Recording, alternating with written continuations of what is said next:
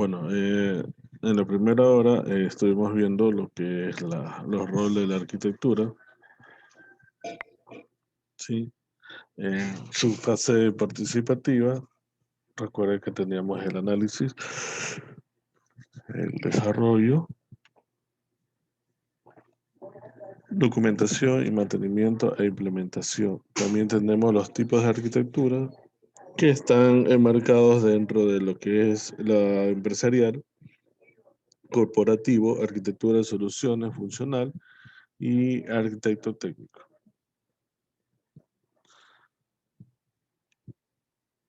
A ver, vamos a ver aquí quién nos puede ayudar. Yo, ingeniero. A ver, lea por favor. Rol del arquitecto de software. Selección de la tecnología. La selección de la tecnología suele ser un ejercicio con una serie de desafíos interesantes y en el cual se debe tomar en cuenta un diverso de factores como el coste, las licencias, la relación con los proveedores, la estrategia de la tecnología, la compatibilidad e interoperabilidad, política de actualizaciones, etc. Adicionalmente, hay que conocer si las tecnologías funcionan realmente y se adaptan o no a los requerimientos del software. El arquitecto del software debe asumir la propiedad del proceso de selección de la tecnología y, por tanto, es responsable del riesgo técnico. Listo, muchas gracias. Vamos con otro. Bueno, y aquí tenemos un pequeño ejemplo, el rol del arquitecto del software. Sí, sí tenemos aquí un gráfico de lo que es los casos de uso primario, los atributos de calidad, las restricciones, ¿sí? Tenemos las decisiones del diseño y aquí tenemos ejemplos de gráficos, ¿no? Puede ser gráficos de vicio que lo está manejando, ¿sí? Aquí abajo vemos la producción y el diseño, ¿no? Mire cómo el arquitecto que está aquí decide el diseño, ¿sí? Aquí hay algunos compañeros que juegan en línea, juegan en línea diferentes tipos de juegos, ¿no? Y si ven la forma, el diseño, los gráficos, las animaciones del juego, ¿verdad? Que usted sea adicto a ese tipo de cosas, le gusta, ¿no? Pero cuando usted coge un juego, si usted, bueno, de los de 1991, 92, esos diseños, esa interfaz eran súper que básicos, súper que aburridos, ¿no? Para algunos, ¿no? Para otros ya, el que le gusta el juego le gusta cualquier diseño, ¿no? Pero ahora, los de ahora, imagínense si usted se pone un ejemplo de un juego que evolucionó bastante. Ay, ¿cuál es el que ha evolucionado bastante? Bueno, Mortal Kombat ha evolucionado bastante de lo que era así tan pero tan básico y ahora cómo se ha ido evolucionando, ¿no? Free Fire, bueno, eso no existía hace unos 10, 15 años. También Bueno, Call of Duty, ingeniero, ha evolucionado. así es. Entonces, dése cuenta, pero eso no lo hace cualquier persona, eso lo hace un arquitecto, un diseñador de este tipo de programas, ¿no? Tiene un diseño, ¿sí? Y va orientado para las personas, para los jóvenes, ¿no? Lógicamente un juego, un rol importante que tiene un juego es simplemente, ¿qué cosa? Adquirir la atención de las personas, ¿no? Etcétera, ¿no? Entonces, des en cuenta que esto no es simplemente allá porque creo los casos de uso primario, los atributos de calidad y restricciones, pero también la decisión de diseño es muy importante. Bueno, y aquí dentro de la ingeniería de software tenemos los patrones de diseño, ¿sí? Lo que es planear, talleres asistidos, transferencias de conocimiento Arquitectura de software tenemos la parte de lo que es el diseño.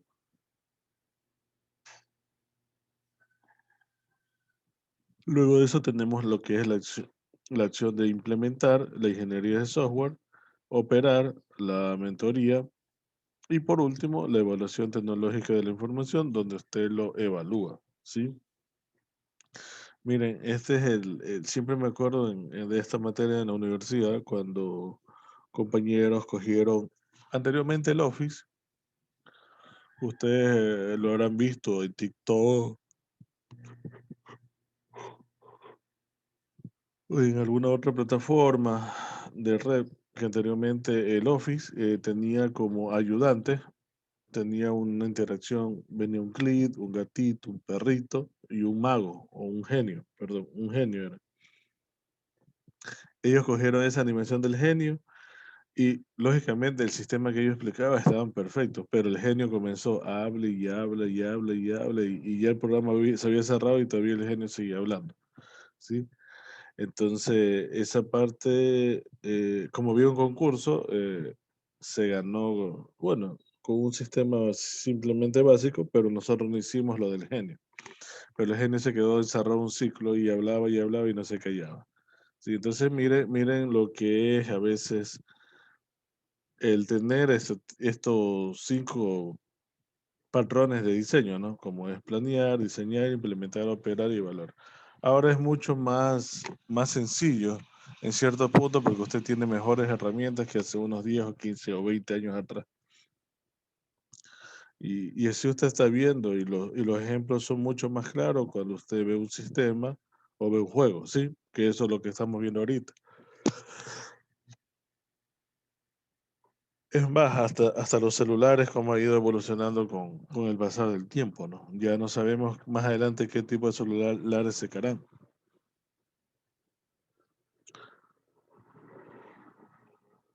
Además, tenemos estos patrones de diseño que son los modelos basados en las mejores prácticas, en las experiencias de los desarrolladores. El mismo diseño arquitectónico puede servir para dos aplicaciones distintas. Por ejemplo, mire, el navegador, tenemos el controlador principal, el controlador, vista, modelos y base de datos, ¿sí? Y miren cómo el mismo modelo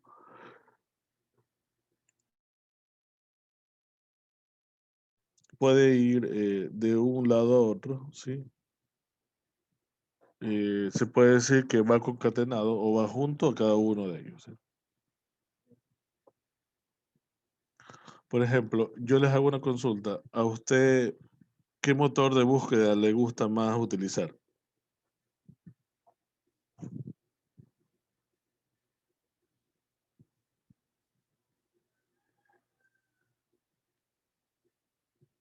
Por ejemplo, algunos me han de decir Google, ¿sí? Pero aparte de Google hay Altavista, hay Yahoo, hay Lycos, hay Terra, ¿sí? Que a veces son hasta mucho más exactos que Google, ¿no? Igual que los navegadores, hay unos que más utiliza Chrome, ¿sí? Habiendo Safari, habiendo eh, Opera, habiendo Mozilla, etcétera, ¿no? Ya Internet Explorer ya creo que desaparece con la nueva versión de Windows, ¿sí? Entonces, mire cómo son los diseños, por eso que sí les pediría que investiguen o vean lo que es el Windows 11, los nuevos diseños que ya se está implementando.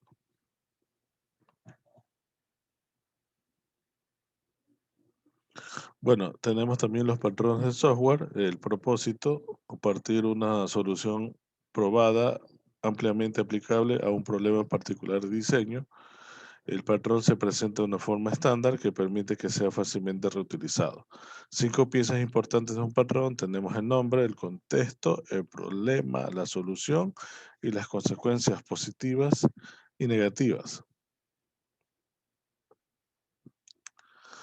Además de esto, tenemos la clasificación de los patrones de diseño. Se agrupan en 3 tipos, que son los estilos arquitectónicos, que son soluciones de organización a nivel de sistema; patrones de diseño, soluciones de problemas detallados de diseños de software; eh, idiomas, que son soluciones útiles en problemas específicos en el lenguaje de programación, y describe cómo implementar los aspectos particulares de los elementos o de las relaciones entre ellos.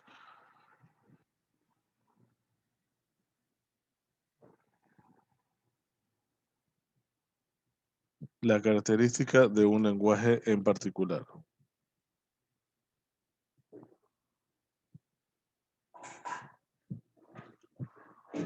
Bueno, y aquí tenemos estilos arquitectónicos como el estilo de flujo de datos, tubos y filtros, estilos centrados en datos, arquitectura de pizarra o repositorio, estilos de llamada de retorno, MVC o arquitectura basada en componentes, estilos orientados a objetos, estilos de código móvil, arquitectura de máquinas virtuales, estilos heterogéneos, estilo de control de proceso, arquitectura basada en atributos, estilos basados en capas, estratificados, estilo cliente-servidor, estilo peer-to-peer, arquitectura basada en eventos, en servicios SOA y basado en recursos. Bueno, aquí tenemos un pequeño ejemplo de la arquitectura modelo vista de control, ¿sí? Aquí tenemos la vista, puede ser un John Blanc, un PHP y MySQL, la página JCP, ¿sí? Server de hardware, de Java, perdón, generación de entrada automática en PDF o Apache. Y aquí tenemos un control de servicios de web, XML y .NET. El cliente, la nube, el servidor, lo que les veíamos en redes, ¿sí? El servidor y los servicios de base de datos, ¿sí ven? Arquitectura. Esto es una arquitectura, ¿sí? Es un diseño. Eso es lo que hablamos de lo que es la arquitectura. Y ya saben que estos son tipos de servidor. Esto es la nube, esto es la conexión, no se vayan a equivocar. No por el nombre que está aquí, esto es un servidor. Lo que ven los gráficos aquí.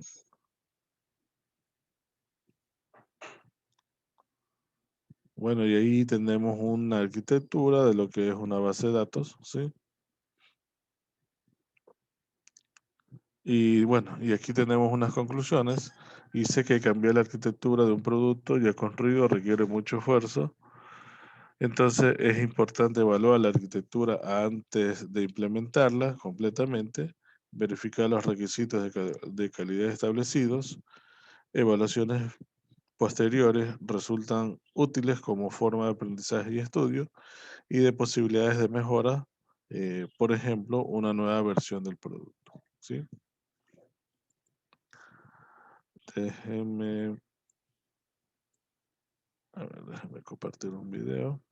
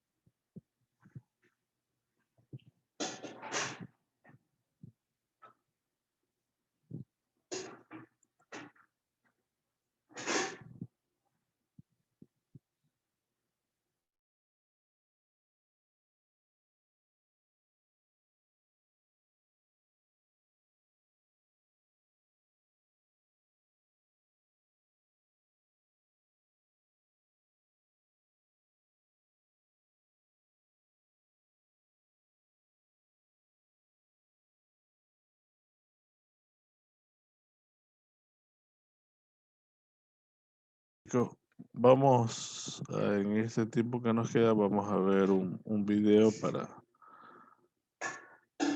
terminar la clase.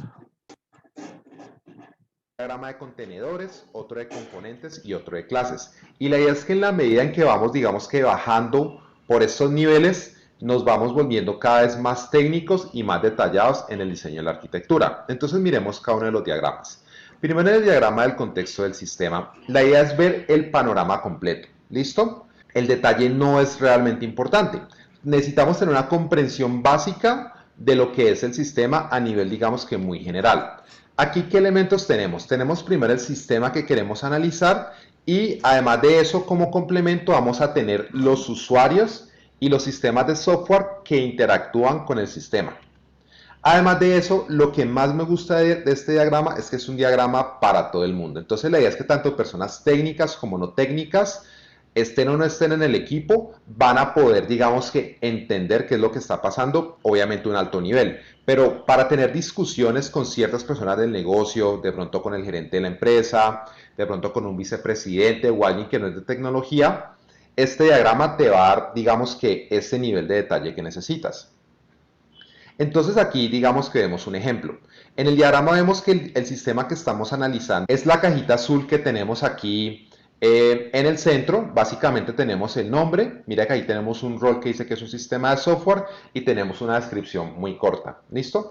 Y básicamente es eso. Aparte de eso, pues entonces puedo tener los roles que interactúan y además de eso tengo los otros sistemas con los que habla. ¿Listo? Y eso lo hago de forma muy general, sin ser demasiado técnico. ¿Listo? La idea del modelo C4 también es que sea muy flexible. Este diagrama no es, digamos, que algo que a fuerza tenga que ser así como te lo estoy mostrando. Si tú quieres que esta cajita no sea azul, sino que sea verde o que sea rosada, pues la pones del color que tú quieras. Si a lo mejor hay un dato adicional que tú crees que aquí es importante, lo puedes poner. Este diagrama no es como UML, donde UML era demasiado estricto con las reglas y con la forma de hacer las cosas. Si tú crees que añadirle algo más o quitarle algo le va a dar más claridad, bienvenido sea. ¿Listo? Y eso se trata todo el modelo C4. Hablemos ahorita del diagrama de contenedores. Entonces ya tenemos el contexto general del sistema, tenemos una cajita y cómo interactúa con otras. Ahorita vamos a hacerle como zoom a esa cajita del sistema. Y cuando le hagamos zoom, lo que vamos a ver es que vamos a ver entonces estructuras de alto nivel de la arquitectura y cómo están distribuidas las responsabilidades. Entonces ahí vamos a mostrar decisiones de tecnología. Aquí nos vamos a poner más técnicos y vamos a empezar a detallar qué decisiones tecnológicas de frameworks o de herramientas tuvimos que tomar. Y la idea es ver cómo los contenedores se comunican entre sí. ¿Listo? Cuando hablamos aquí de contenedores, no estamos hablando de contenedores realmente al estilo Docker. Estamos hablando de algo, digamos que de mucho más alto nivel. ¿Vale? Y la idea es que pues el elemento principal aquí son los contenedores del sistema a analizar y las personas y los sistemas de software que interactúan con los contenedores. ¿Listo? Este es un diagrama que ya se empieza a volver técnico, pero la diferencia es que este es un diagrama tanto para personas técnicas en el equipo como fuera de él. ¿Listo? Entonces aquí vamos a tener arquitectos de software, vamos a tener programadores, vamos a tener gente de DevOps, de soporte, etcétera. ¿Listo? Ya este es un diagrama técnico, pero no está enfocado solamente a quienes están, digamos que en el día a día del proyecto. Entonces aquí vemos el diagrama de contenedores. Mira que aquí le hicimos zoom a la cajita azul del diagrama pasado. Aquí vemos entonces ya digamos que los contenedores, pero si tú ves los contenedores aquí son más bien como piezas de software a más alto nivel. Entonces aquí tienes una aplicación web, aquí tienes una base de datos, tienes una API, tienes una aplicación móvil, ¿listo? Y eso es lo que tienes. Mira que estos no son contenedores, digamos que al estilo Docker.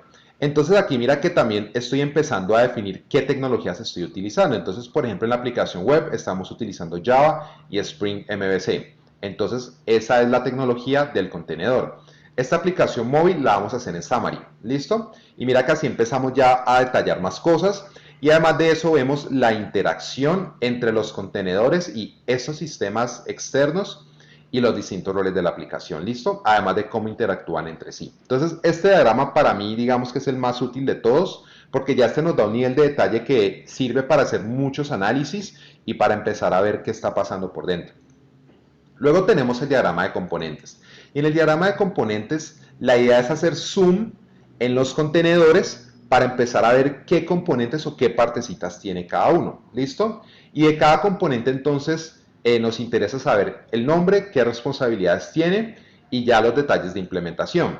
Y aquí, pues, ¿qué es lo que queremos analizar? Pues, de nuevo, queremos analizar los componentes y queremos saber cómo se conectan con otros contenedores y cómo se conecta con personas o con sistemas externos. ¿Listo? Este diagrama en particular es para los arquitectos de software y los desarrolladores que están metidos en el proyecto. Entonces, aquí ya nos ponemos mucho más detallados. Este diagrama a lo mejor no lo va a entender alguien técnico que no pertenezca al equipo, porque hay muchos detalles, digamos que más cercanos a la implementación de código. Entonces aquí está el diagrama de componentes. Aquí le hicimos zoom a la aplicación web, ¿listo? Y aquí en la aplicación web vemos que ya tenemos unos controladores para loguearse, controladores para correo, para resetear la contraseña. En este caso en particular se llaman controladores porque estamos utilizando Spring MVC. Bueno, al menos eso es lo que definimos en el diagrama anterior. Pero básicamente aquí, digamos que los componentes es lo que tenga sentido dentro de tu aplicación. Si estás utilizando una aplicación MVC, pues puedes tener controladores. A lo mejor aquí también vas a tener microservicios. Si estás utilizando una arquitectura basada en microservicios, aquí podrías tener un microservicio de seguridad, podrías tener un microservicio de inventarios, otro de compras. Y digamos que ese nivel de detalle te lo va a dar la arquitectura general que estés utilizando en el momento. Y mira que aquí también detallamos tecnologías. Entonces, por ejemplo, aquí estamos utilizando Beans para esto. Para este REST controller, pues estamos utilizando un controlador de Spring, ¿listo? Y además de eso, vamos a pintar las interacciones, tanto entre los componentes como hacia otros contenedores del sistema, como hacia sistemas externos, ¿listo? Entonces mira que cada vez voy entrando más en detalle, dependiendo del nivel que yo necesite manejar con la persona a la cual le quiero comunicar algo, entonces así mismo utilizo un diagrama. Y por último, pues están los diagramas de clases. Entonces, estos realmente son opcionales y estos pues muestran los detalles de implementación del componente. Entonces, de nuevo, seguimos haciendo zoom, empezamos por el sistema, pasamos al contenedor, luego al componente y ahorita estamos en el detalle de ese componente y lo vamos a hacer a través de las clases. Y la idea es apoyarse en herramientas para generarlo. ¿Listo? Y la idea aquí es mostrar solamente los atributos y los métodos relevantes. Hay diagramas de clases que contienen, digamos que si la clase tiene 30 atributos, pues muestran los 30 y son diagramas gigantes y unos rectángulos enormes. Y eso no contribuye mucho. La idea es poder depurar y ver qué sirve para apostar en el diagrama. Y la idea es hacerlo pues realmente solo para componentes complejos. ¿Listo? Y aquí tenemos lo que ya sabemos de un diagrama de clases. Tenemos interfaces, métodos, paquetes, namespaces, atributos, lo que tú quieras. ¿Listo? Y este de nuevo es para arquitectos de software y para desarrolladores. Entonces aquí en este diagrama en particular, digamos que Simon Brown dijo, bueno, ya existe algo muy bueno que es UML para representar clases. De hecho, los diagramas de UML que más se utilizan, al menos intuitivamente, son las clases. Uno realmente es lo que más ve, uno casi no ve diagramas de secuencia, ni diagramas de comunicación, ni deployment. Es realmente diagramas de clases para lo que más se usa UML. Y ahí es donde Simon Brown es muy pragmático y él dice, bueno, si UML es muy bueno para representar clases, pues sigámoslo utilizando para eso. Y entonces aquí a la hora de diagramar clases, pues vas a utilizar UML y se acabó. ¿Listo? El modelo C4, digamos que esos son los diagramas básicos que tiene, pero hay otros adicionales que tú puedes implementar dependiendo de lo que necesites. Uno de esos es el diagrama de panorama o el System Landscape. Entonces, ese está pensado, digamos que para un nivel más empresarial, donde si a lo mejor tú eres un arquitecto o eres una persona responsable por varios sistemas en la empresa, entonces la idea es que este diagrama como de panorama te va a poder, digamos que poner en una sola imagen todos estos sistemas, cómo se comunican, ¿listo? Y cómo interactúan. Por otro lado está el diagrama dinámico, que básicamente es como un flujo de comunicación entre los elementos. Entonces ese es el diagrama que uno suele hacer a veces para explicarle a un desarrollador cada una de las partes. Entonces, por ejemplo, tú empiezas por el componente, por ejemplo, de login, y ese componente de login se comunica con el API, y ese es el paso 1. Luego el API se comunica con el sistema para traer tal dato, ese es el paso 2. Y así de alguna forma voy representando como ese flujo de información entre cada uno de los componentes o de los contenedores del sistema. Y por otro lado está el diagrama de despliegue, ¿listo? Donde básicamente vamos a ver esos contenedores, en el diagrama de contenedores, cómo están relacionados con la infraestructura física. Entonces, ahí sí yo digo, por ejemplo, que la aplicación web que está hecha en Spring MVC la quiero desplegar en una máquina Ubuntu en AWS. ¿Listo? Ahí es donde va ese tipo de detalle. Por otro lado, hay un concepto bien interesante que se llama arquitectura como código, que viene de C4. Y digamos que ahí lo que se trató de hacer fue que uno pudiera crear estos diagramas utilizando código. Aquí digamos que se ve un ejemplo. Bueno, chicos, ya me queda un minuto para que se corte la conexión. Voy a subir el video en el modo para que ustedes lo puedan ver, lo puedan analizar, porque es bastante interesante lo que dice. ¿Sí, chicos? Hola. Sí. Ya. Ok, chicos, muchas gracias. Que tengan un buen día. Nos vemos más tarde en redes.